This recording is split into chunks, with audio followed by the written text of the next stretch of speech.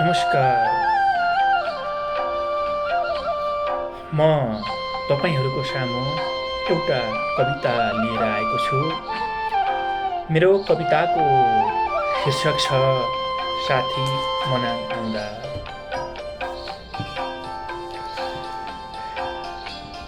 साथी मनाङ आउँदा मस्याङ्दीको तिरैतिर आउनु।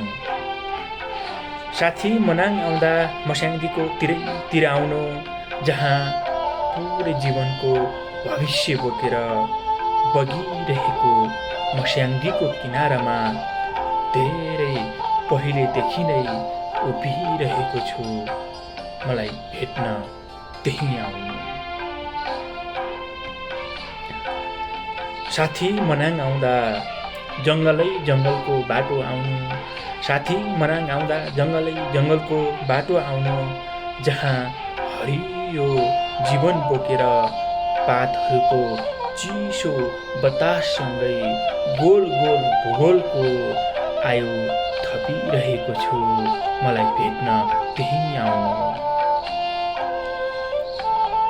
साथी मनाङ आउँदा कुहिरो नै कुहिरोको बाटो भएर आउनु। साथी मनाङ आउँदा कुहिरो नै कुहिरोको बाटो भएर आउनु, जहाँ कुहिरोको बिचमा उभिएर गहरौँ जीवनको हलुको यथार्थ खोजिरहेको छु, मलाई भेट्न त्यहीँ आउनु।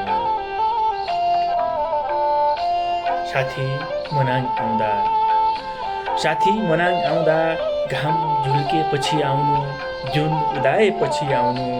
म हिउँको उचाइमा बसेर दुनियाँसँग सेतो मन खोजिरहेको छु, मलाई भेट्न त्यहीँ आउनु। साथी यदि विपनीमा आउन पाउनु भएन भने, साथी यदि विपनीमा आउन पाउनु भएन भने, सपनीमा जसरी भए पनि आउनु।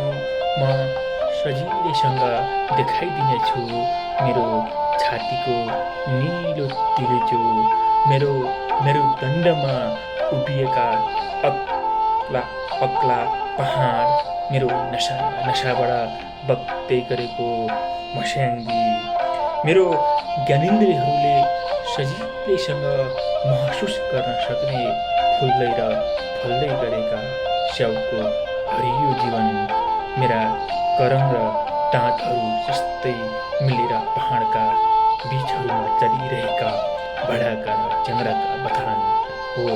साथी म जसरी पनि देखाइदिनेछु, यदि विपनीमा आउन सक्नु भएन भने, सपनीमा जसरी भए पनि आउनु, सपनीमा जसरी भए पनि आउनु। हस्, नमस्ते।